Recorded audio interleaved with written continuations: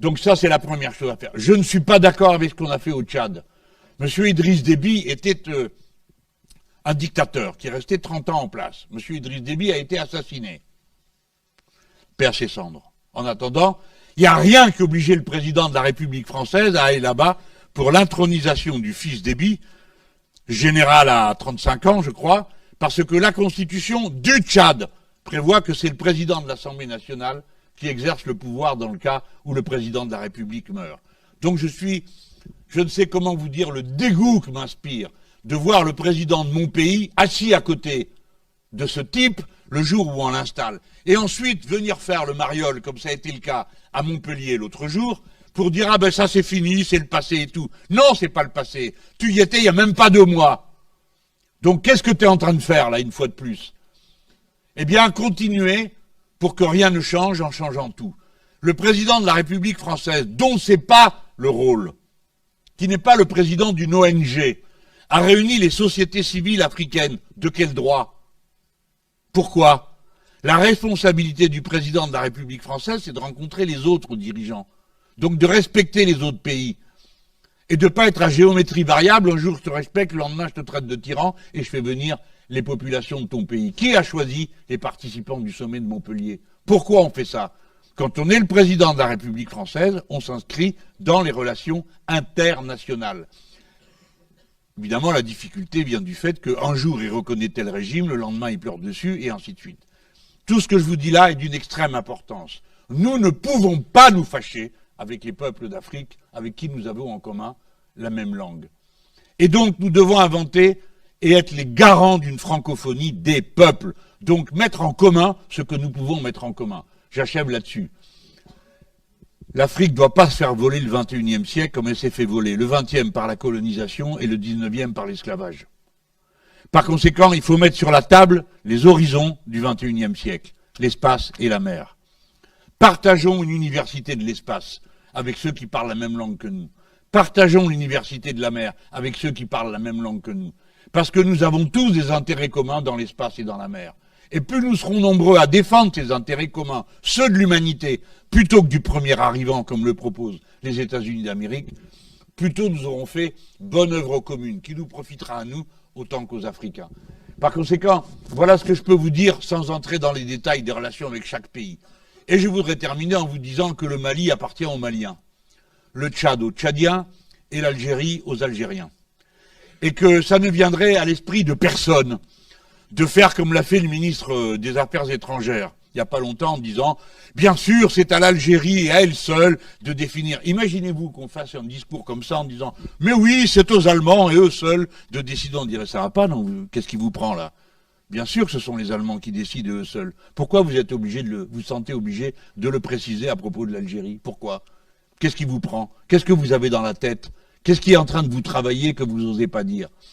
Donc pour nous, il faut tourner la page de tout ça. Et en tout cas, ça signifie notamment la fin des expéditions militaires dont personne ne sait quelle est l'issue. Je ne vous dis pas qu'il faut quitter le Mali demain matin. Je dis seulement que c'est aux Maliens de décider ce qu'on doit faire. Et qu'on nous dise qu'est-ce qu'on fait là. À quel moment on s'en va? Ça fait 8 ans qu'on y est. 2 millions d'euros par jour. 5 milliards ça a coûté. C'est la guerre la plus chère que la France ait menée depuis la guerre d'Algérie. Pourquoi faire? Quel est l'objectif? À quel moment on s'en va? Est-ce qu'on va continuer à s'engueuler avec des gens qu'on prétend par ailleurs aider? Qu'est-ce que c'est que ce truc? De putsch, on n'a rien à dire, et tout d'un coup on se réveille parce qu'il a dit quelque chose, le Premier ministre, qui ne nous convenait pas. Je vous garantis qu'il faut maintenant qu'on dise à quelles conditions on s'en va. Parce que nous ne sommes pas chez nous au Mali. Le Mali appartient aux Maliens, et nous, notre vocation est de rentrer chez nous. Monsieur Macron, respectez la démocratie, qui n'est pas un spectacle. Respectez la République, qui n'est pas juste une rente mémorielle. Respectez le peuple français dans son unité profonde et non dans ses différences de religion.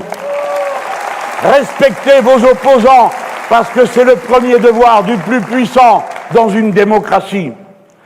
J'ai proposé que l'on traite des questions internationales comme je le ferai sur d'autres sujets. Pourquoi? Parce que ce sont les questions dans lesquelles vous êtes embarqués sans le savoir. À qui a-t-on demandé de faire la guerre du Mali? Une fois, à l'Assemblée nationale. Et depuis 8 ans, nous y sommes sans en avoir discuté une seule journée, ni voté une seule fois. Cela nous coûte 2 millions d'euros par jour. C'est la guerre la plus chère que la France ait faite depuis la guerre d'Algérie. Il y en a pour 5 milliards qui, si nous les avions distribués aux gens qui se trouvent là-bas, auraient davantage pacifié la population que tous les bombardements qu'on a pu y faire.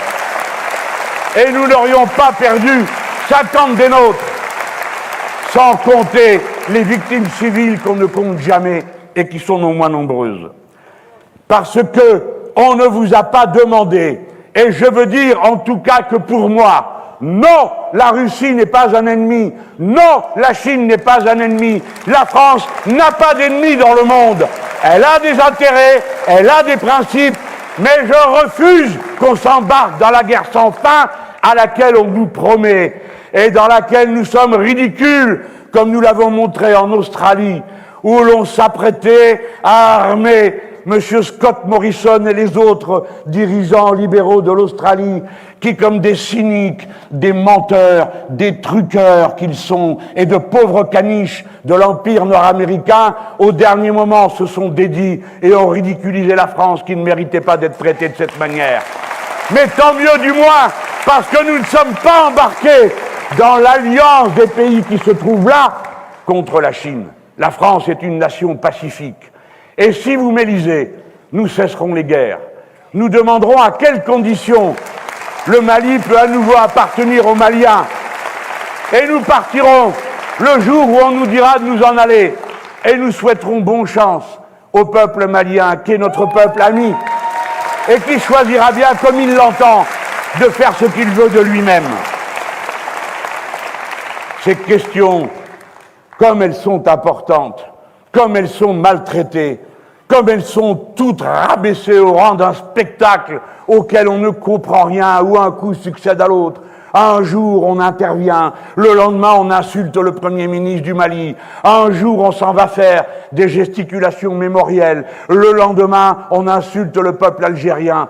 Quel est cet embrouillamini qui fait qu'on ne sait plus qui est la France? Il faut qu'on le sache de nouveau, et il faut que vous sachiez à quoi vous êtes engagés. Parce qu'aucun traité ne vaut si le peuple n'y consent. Aucune alliance ne vaut si le peuple n'y consent. Et moi, je vous demanderai de consentir à sortir de l'OTAN, dans laquelle nous n'avons rien à faire, dans les aventures militaires perdues d'avance des États-Unis d'Amérique.